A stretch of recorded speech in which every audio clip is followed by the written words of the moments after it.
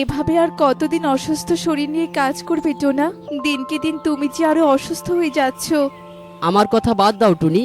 বাবা হয়ে মেয়েটাকে যদি একটু সুখে রাখতে না পারি তাহলে বাবা হয়ে কি লাভ? আমাকে নিয়ে চিন্তা করো না তো, আমি একদম ঠিক আছি। মধুপুর বনে বাস করত টোনা আর টুনি। তাদের ছিল একটি ছানা, যার নাম ছিল টুকি। টোনা ছিল গরিব পাখি। দিন মজুরের কাজ করে টোনা যা আয় করত তা দিয়ে তাদের সংসার চালাতো। আমি কাজে গেলাম টুনি, তুমি মেয়েকে নিয়ে সাবধানে থেকো। আমি সন্ধ্যার আগেই ফিরে আসবো, কেমন? এই কথা বলে টোনা কাজে চলে যায়। আর সেই দিনটি এভাবেই কেটে যায়। সন্ধ্যায় বনে অনেক বৃষ্টি শুরু হয়। ওহো, এই অসময়ের বৃষ্টি যে খুব খারাপ। এই বৃষ্টিতে টুনি আর টুকি যে কি করছে, যাই তাড়াতাড়ি ভিজেই বাড়িতে চলে যাই। এরপর টোনা বৃষ্টিতে ভিজেই বাড়িতে চলে আসে। আর টুনি বলে, আরে টোনা, তুমি তো একদম ভিজে গেছো। এই বৃষ্টিতে ভিজে আসার কি দরকার ছিল বলো তো? বৃষ্টি থামলে না হয় চলে আসতে। তুমি তো ভালো করেই জানো টুনি মোড়ল সাহেব কেমন। কাজ শেষ হয়ে গেলে উনি আর কাউকে চেনেন না। কারো কাছে অপমানিত হওয়ার চেয়ে বৃষ্টিতে ভেজা অনেক ভালো। সকালবেলা টুনি দেখে টোনার অনেক জ্বর এসেছে আর টোনা শুয়ে আছে। কি হলো টোনা, তোমার দেখি জ্বরে গা পুড়ে যাচ্ছে। কাল বৃষ্টিতে ভিজে এসে যে তোমার জ্বর এসেছে টোনা। কি যে বলো না টুনি, এতটুকু জ্বর যে গায়েই লাগছে না আমার। কাজে যেতে হবে, নয়তো মোড়ল কথা শোনাতে ছাড়বে না। বাবা বাবা, তোমার যে অনেক জ্বর এসেছে। এই জ্বর নিয়ে তোমাকে কাজে যেতে হবে না বাবা। শোনো টোনা, দরকার পড়লে আমি অন্যের বাড়িতে কাজ করব, তবুও তোমাকে এই অসুস্থ শরীর নিয়ে আমি কাজে যেতে দিব না। টনি আর টুকি টোনাকে কাজে যেতে বাধা দেয়। আর টোনা বাধ্য হয়েই বাড়িতে থাকে। সময় যত গড়ায় টোনার শরীর আরো বেশি খারাপ হতে থাকে। এভাবেই কেটে যায় 2 দিন। মা টুকি, তোর বাবার শরীর যে খুব অসুস্থ, আর ঘরে যে কোনো দানাও নেই। আমি যে তোর বাবাকে রেখে একটু বাইরেও যেতে পারছি না।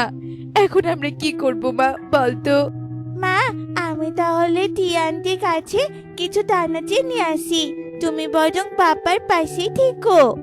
এরপর টুকি তার বাবা টোনার জন্য দানা খুঁজতে বেরিয়ে যায়। আর টুকি সোজা টিয়ের কাছে চলে আসে। টিয়া মাসি, ও টিয়া মাসি, আমাকে কিছু খাবার দিবে? আমার বাবা যে খুব অসুস্থ, দাও না কিছু খাবার।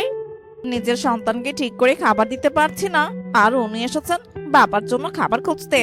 নেই রে টুকি, ঘরে কোনো দানা নেই। টুকি মন খারাপ করে সেখান থেকে কালুর বাড়িতে চলে যায় আর দরজায় গিয়ে কড়া নাড়তে থাকে।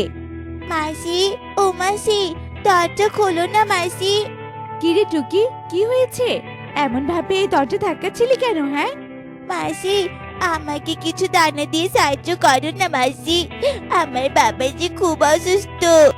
কিরে টুকি, এটা কি তোর খাবারের হোটেল মনে হয়? হ্যাঁ, এখানে কোনো খাবার নেই। যা যা বলছি এখান থেকে। কোথা থেকে আসে এসব? হ্যাঁ, যত সব। কাকুলি টুকিকে অপমান করে তার মুখের উপর দরজা লাগিয়ে চলে যায়।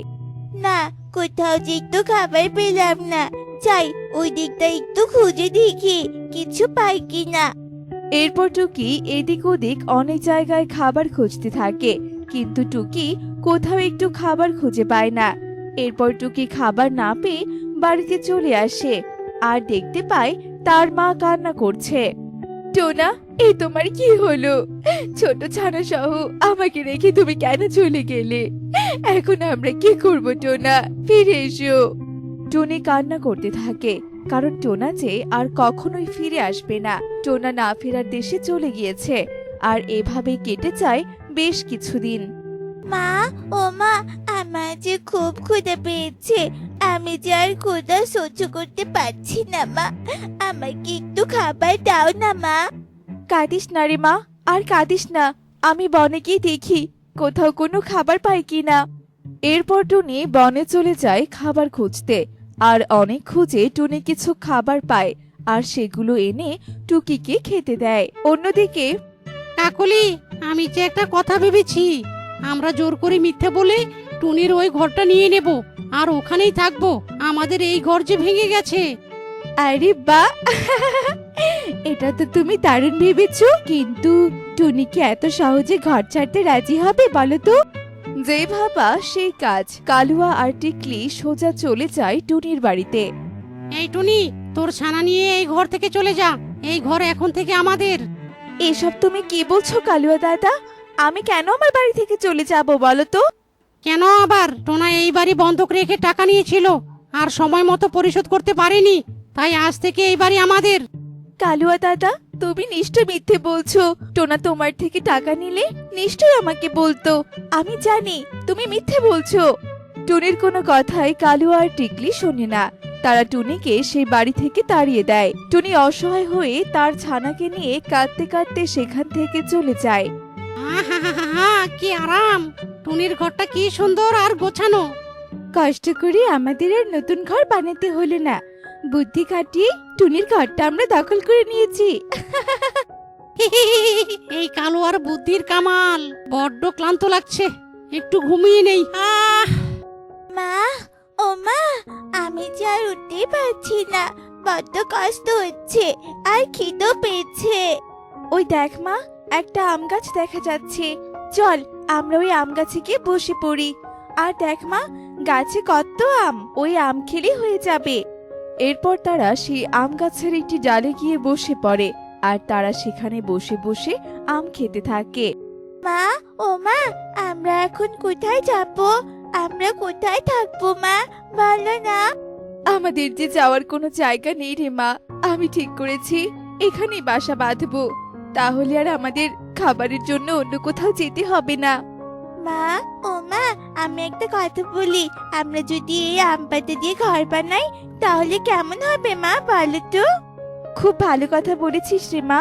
আম পাতার ঘর বানিয়ে যে মা আমি থাকতে পারবো। যেই ভাবা সেই কাজ। এরপর টুনি আর টুকি মিলে সেই আম গাছের ডালে একটি আম পাতার ঘর তৈরি করে। দেখো মা, দেখো কি সুন্দর হয়েছে। আমাদের আম পাতার ঘরটি দেখতে কতটা সুন্দর লাগছে। আমার যে খুব আনন্দ হচ্ছে মা। এরপর টুনি আর তার ছানা মিলে সেখানে সুখে শান্তিতে দিন কাটাতে থাকে। অন্যদিকে, কি হলো কালুয়া, তুমি এখনো দানা খুঁজতে যাওনি যে? আজও কি না খেয়ে থাকতে হবে নাকি? হ্যাঁ, কানের কাছে জ্ঞান জ্ঞান করো না তো। আমি কোথাও যেতে পারবো না। তোমার খিদে লাগলে তুমি যাও। এই অলস পাখিকে নিয়ে আমি যে কি করব? এই চলো তো চলো, দুজনে যাব খাবার খুঁজতে। যত সব। এরপর টিকলি জোর করে কালুয়াকে নিয়ে যায় খাবার খুঁজতে। আর তারা খাবার খুঁজতে খুঁজতে টুনির সেই আম পাতার ঘর দেখতে পায়। দেখো কালুয়া, ওই আম ভর্তি গাছে একটা আম পাতার ঘর দেখা যাচ্ছে। আমরা যদি ওই ঘরটি দখল করতে পারি তাহলে যে খাবার আর থাকার কোনো কষ্টই হবে না। এরপর কালু আর টিকলি কাক সেই আম পাতার ঘরে যায়। আর টুনি বলতে থাকে, কি ব্যাপার কালুয়া দাদা, তোমরা এখানে? ও, তাহলে তুই এই ঘর বানিয়েছিস? শোন টুনি, এই ঘর আমাদের পছন্দ হয়েছে। এই ঘর আমাদের ছেড়ে দে, তুই অন্য কোথাও গিয়ে বাসা বাঁধ। কালু আর টুনি যখন এসব কথা বলছিল তখনই সেই আম গাছ থেকে একটি পরী দৃশ্যমান হয়। এই শয়তান কালুয়া, এই ঘর টুনি ও তার ছানা পরিশ্রম করে বানিয়েছে, আর তুই কিনা তাদের তাড়িয়ে দিতে চাচ্ছিস? দাঁড়া, আমি নিজ হাতে তোদের শাস্তি দেব। পরী? পরী আবার কোথা থেকে এলো এখানে? আগে তো কখনো এমন পরী দেখিনি। আমি হলাম আম গাছের পরী। তোমরা অনেক ভালো, ভয় পাবে জন্য তোমাদের কখনো দেখা দেয়নি, কিন্তু আজ যখন শুনতে পেলাম এই শয়তান পাখিরা তোমাদের ক্ষতি করতে চাইছে, তখন আর দৃশ্যমান না হয়ে থাকতে পারলাম না। ওরে বাবারে পরি, ওরে টিকলি পালাও, আজ যে রক্ষে নেই। জানো পরী, এই স্বার্থপর পাখিরা আমাকে আমার স্বামীর ঘর ছাড়া করেছে। ওরা খুব খারাপ। এরপর টুনি সব কথা পরীকে খুলে বলে। আর সব শুনে পরী বলে, থাক, তোরা এই গাছে মূর্তি হয়ে থাক, এটাই তোদের পাপের শাস্তি। এই কথা বলেই পরী তার জাদুদণ্ড দিয়ে কালু আর টিকলি কাককে পাথরের মূর্তিতে রূপান্তরিত করে। আর তারা তাদের পাপের শাস্তি পায়। তোমরা ভয় পেও না, কেউ তোমাদের কোনো ক্ষতি করতে পারবে না। এখানে তোমরা নিশ্চিন্তে থাকতে পারো। তোমাকে অনেক ধন্যবাদ পরী। এরপর পরী সেখানেই অদৃশ্য হয়ে যায়। আর টুনি তার ছানাকে নিয়ে সেই আম পাতার ঘরে সুখে শান্তিতে বসবাস করতে থাকে।